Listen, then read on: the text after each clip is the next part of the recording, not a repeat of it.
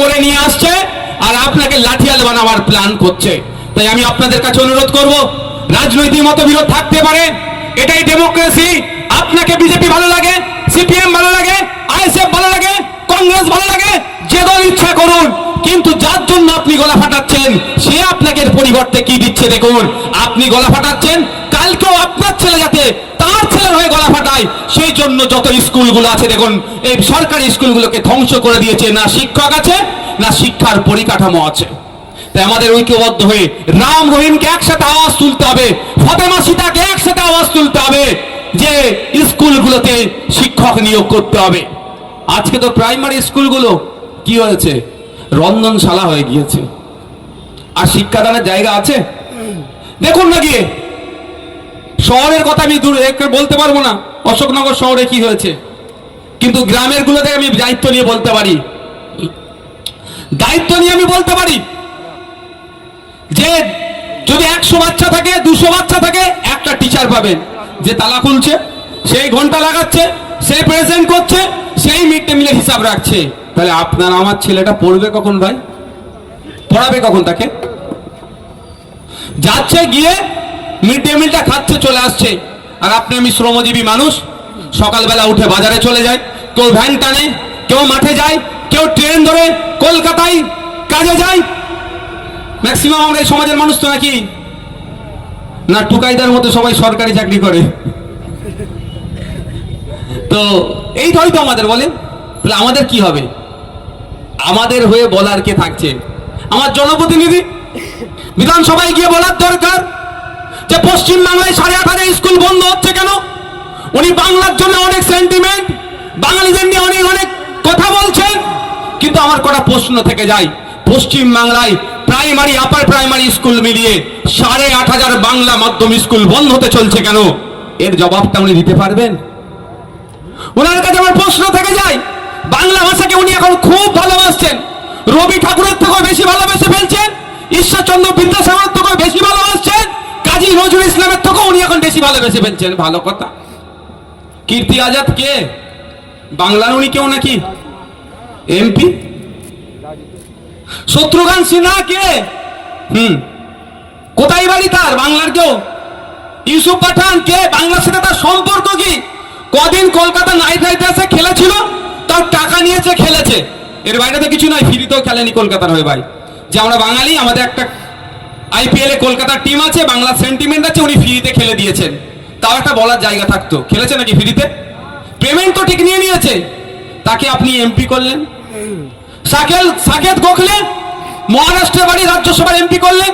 পশ্চিমবাংলায় এত মানুষ আছে, বুদ্ধিজীবী মানুষ আছেন, আপনার দলে অনেক প্রফেসর আছেন, বুদ্ধিজীবী মানুষ আছে, তাদেরকে রাজ্যসভায় পাঠাতে পারলেন না। অহমিয়া অসম থেকে একজনকে নিয়ে এসে রাজ্যসভার এমপি করেছিলেন। এখন ওনার বাংলা প্রীতি বেড়ে উঠছে, কারণ কি বলুন তো? পরিযায়ী শ্রমিকদের উপরে আক্রমণ হচ্ছে, কিছুতে একটা ভুল বুঝাতে হবে এদেরকে, সেই জন্য বাংলা ভাষায় এর ভালোবাসা উতরে উঠছে। প্রশ্ন অনেক থেকে যায়, সময় আমি আর দীর্ঘায়িত করব না। আমি আপনাদের বলবো, চোখ কান খুলে রেখে একটু রাজনীতি করতে হবে। কাকে কান নিয়ে চলে গেল, কাকের দিকে না তাকিয়ে নিজের কানে একটু হাত দিয়ে দেখুন, আজকে আপনার রুজি রুটি কোথায়? এই অপদার্থ সরকার চলছে। 2016 থেকে 2023 চা বাগানের শ্রমিকদের সাথে 18 বার মিটিংয়ে বসেছে।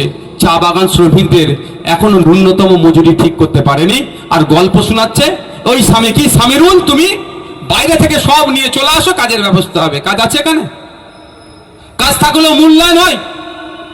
যে রাজমিস্ত্রিটা আজকে বাসন্তী থেকে কাজে যাচ্ছে তামিলনাড়ুতে, স্কিল লেবার হিসাবে যদি যায়, সে 1000 টাকারও বেশি সে পার ডে ইনকাম করছে, আর আনস্কিল লেবার হয়ে 700 টাকা 800 টাকা দিনে ইনকাম করছে। আর আমাদের ওয়েস্ট বেঙ্গলে স্কিল লেবারদের সরকার ঘোষিত দিন মজুর কত জানেন?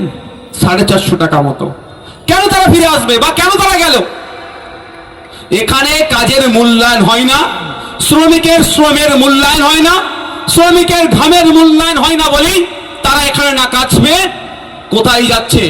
ভিন্ন রাজ্যে যাচ্ছে, আর সেখানেও তারা আক্রান্ত হচ্ছে। আর আমার রাজ্য সরকার আক্রান্তদের পাশে সেইভাবে থাকছে না, মিটিং মিছিল করে। তার কাজ তো আমাদের মিটিং মিছিল, আমরা বিরোধী সরকারের, তো সরকার টু সরকার কথাবার্তা বলা, প্রেসার করা। যদি সরকারে আমার পশ্চিমবাংলা সরকারের কথা না শোনা মানে কি অসম সরকার, হরিয়ানা সরকার বা উড়িষ্যা সরকার বা যে কোনো রাজ্য সরকার আমাদের নাগরিকের উপরে আক্রমণ চালাচ্ছে, মানে রাজ্যের উপরে তো আক্রমণ হচ্ছে ভাই। তাহলে এটা সমাধানের জায়গা কোথায়? সরকারকে প্রস্তাব রাখা, কঠোরভাবে সেই রাজ্যের সরকারকে বলা, সেটা বলেনি।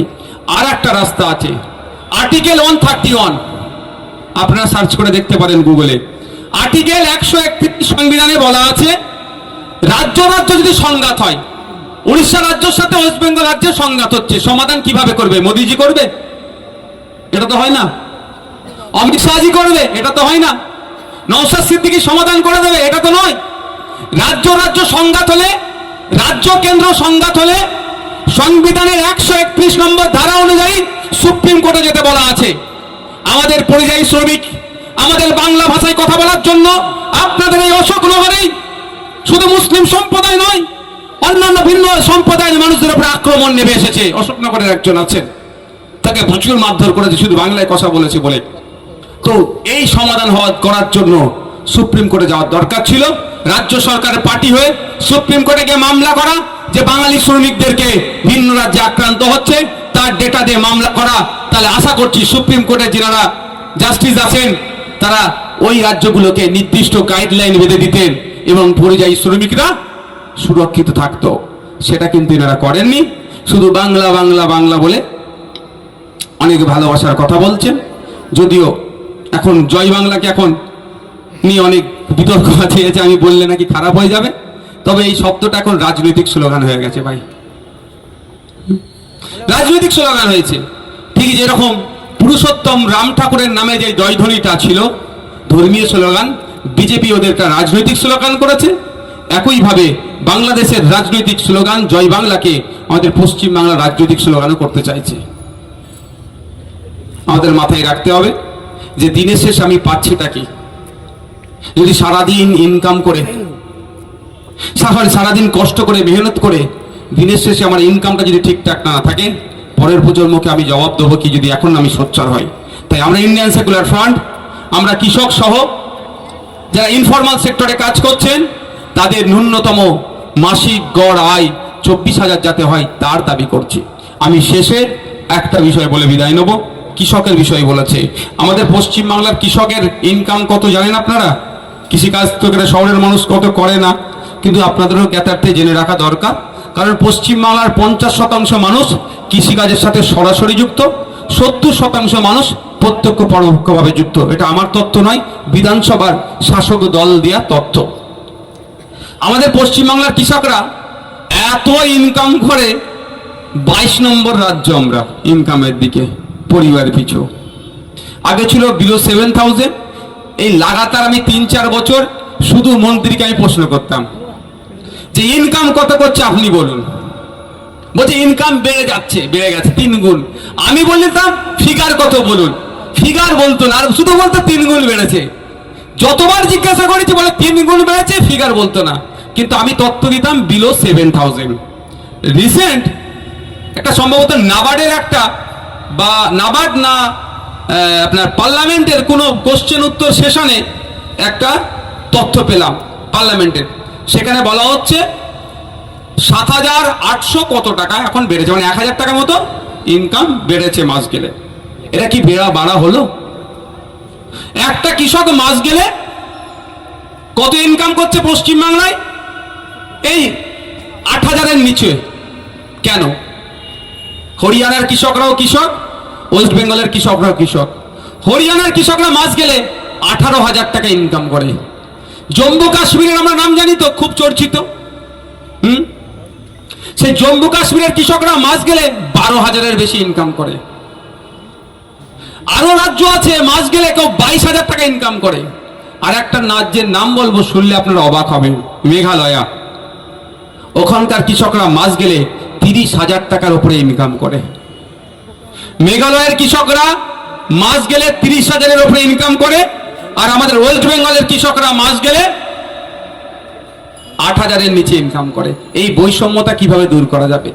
দেখলে দেখা যাবে মেঘালয়ে 360 হেক্টর মতো মাত্র জমি আছে, আর আমাদের ওয়েস্ট বেঙ্গলে 80 লক্ষ হেক্টর জমি আছে চাষযোগ্য।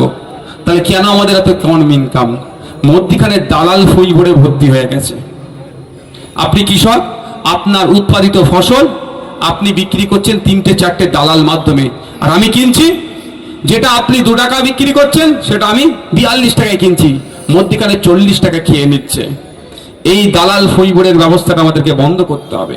সাথে সাথে কৃষক ভাইদের সময়ের সাথে আপনার সাবসিডিতে কৃষিজ যন্ত্রপাতি অনেক সময় বিনামূল্যে চারা থেকে শুরু করে বহু অন্য অনেক রকম জিনিসপত্র পাওয়া যায়, সেটা আমরা পাই না। ফলে আমার টাকা দিয়ে কিনতে হয়, কেনার জন্য ওই টাকা খরচ হয়ে যায়, ইনকামটা আমার কমে যায়। তা বন্ধুগণ, আপনাদের বলবো যে আমাদের সজাগ সতর্ক থাকতে হবে। সামনে 2026 সাল আসছে, ওই শুভেন্দু অধিকারী মমতা ব্যানার্জির খেলায় আমরা মাতবো না। আমরা এখানে অশোকনগর থেকে বিধায়ক নির্বাচিত করে বিধানসভায় পাঠাবো। বিধানসভায় গিয়ে তিনি এই অশোকনগরের মানুষের জমিতে এই কল্যাণী স্প্রিং মিলকে টেক্সটাইল হাব করার যে দাবি আমরা রেখেছি, বিধানসভার মধ্যে গিয়ে সে আওয়াজ তুলবো। আমরা বিধানসভার মধ্যে গিয়ে আওয়াজ তুলবো, এখানে যে ইন্ডিয়ান অয়েলের নাকি ওএনজিসির নাকি গ্যাস বা তেল পাওয়ার সম্ভাবনা আছে, ওই গ্যাস বা তেল যাই পাক না কেন, যে রেভিনিউ আসবে, রেভিনিউর একটা অংশ অশোকনগর বিধানসভার মানুষের উন্নয়নের স্বার্থে খরচ করতে হবে। এই দাবি আমরা বিধানসভার মধ্যে তুলব। আমরা বিধানসভার মধ্যে তুলব। অশোকনগরের রাস্তাঘাট যেমন মসৃণ থাকবে, রাস্তাঘাটের নিরাপত্তাও মানুষজন যে যাবে তার নিরাপত্তার কথা বলবো। অশোকনগরের সাংস্কৃতিক পরিবেশ ফিরিয়ে নিয়ে আসার জন্য চিৎকার করব। অশোকনগরের ঐক্য সম্প্রীতি যারা বিনষ্ট করছে তাদের বিরুদ্ধে যেমন সোচ্চার হব, এবং সাথে সাথে অশোকনগরে সম্প্রীতি ঐক্য স্থাপনের জন্য আমরা সর্বোচ্চ ভূমিকা পালন করব। বন্ধুগণ, আমি আর দীর্ঘায়িত করব না। আপনারা আপনাদের মূল্যবান সময় আমাদের দিয়েছেন।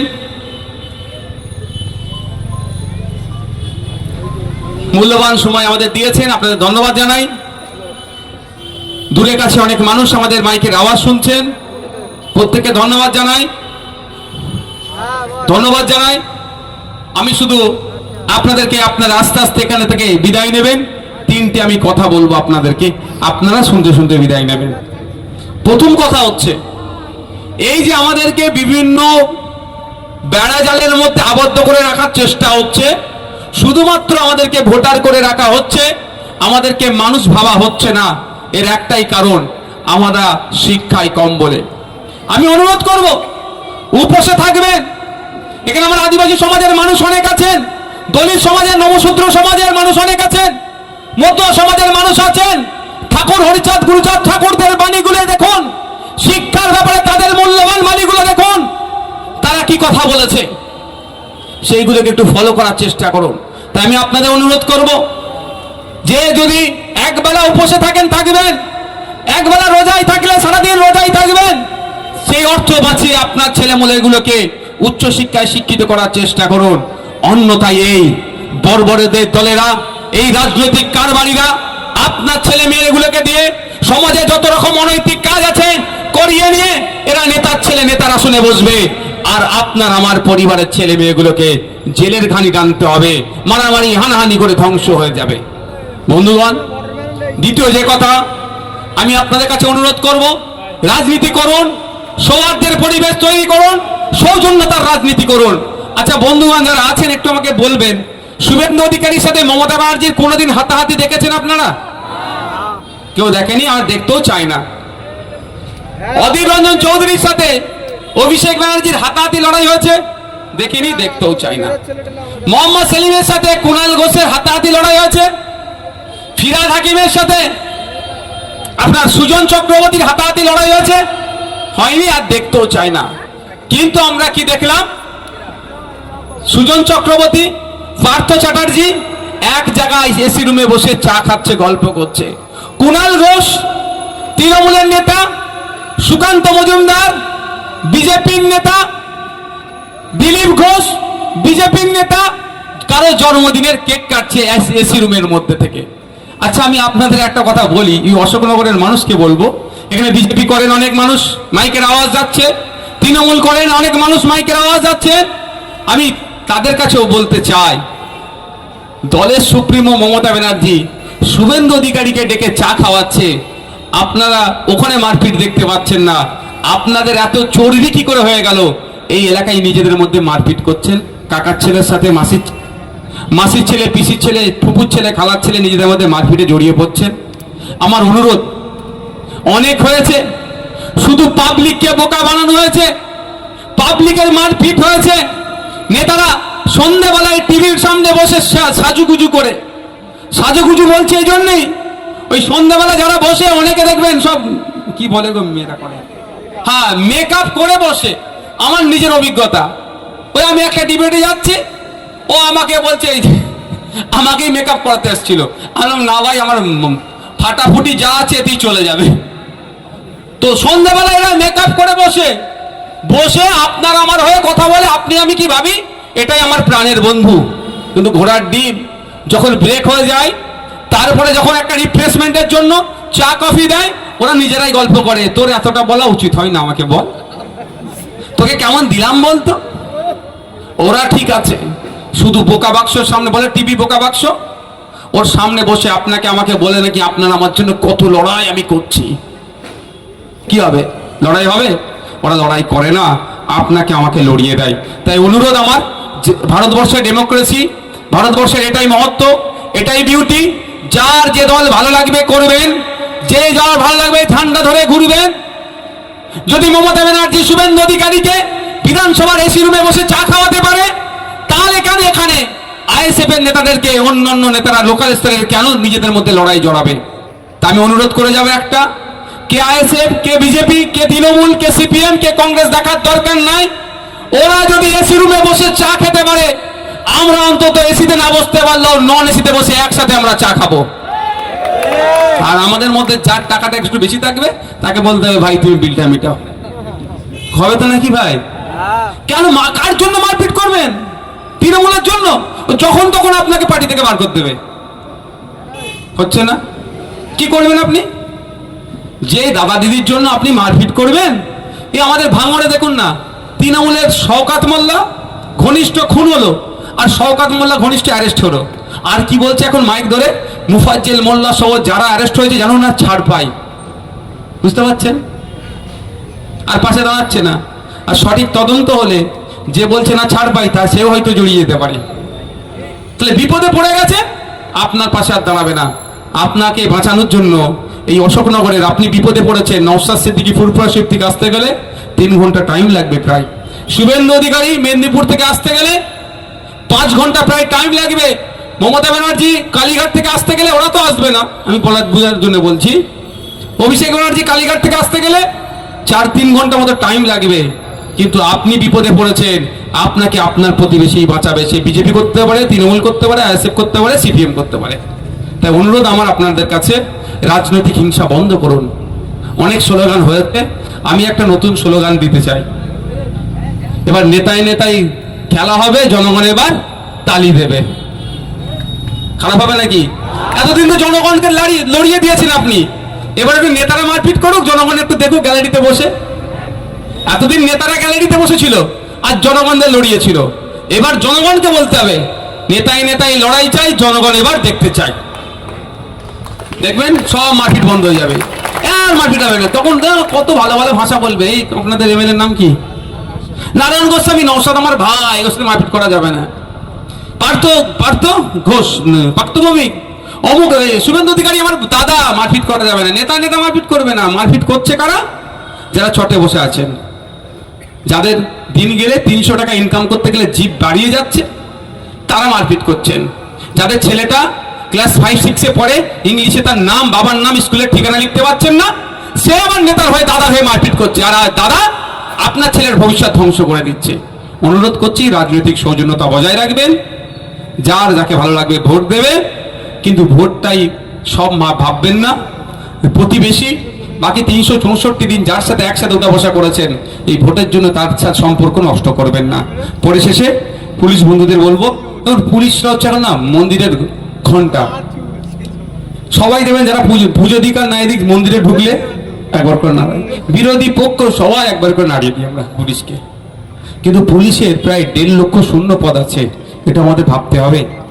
পুলিশ আমার পরিবারের বাইরে কেউ নয়, সুতরাং পুলিশকে আমাদের সহযোগিতা করতে হবে। হ্যাঁ, পুলিশের একটা অংশ বিকিয়ে গেছে, সিগড়া বেঁকে গেছে, তার বিরুদ্ধে আমরা সোচ্চার হব।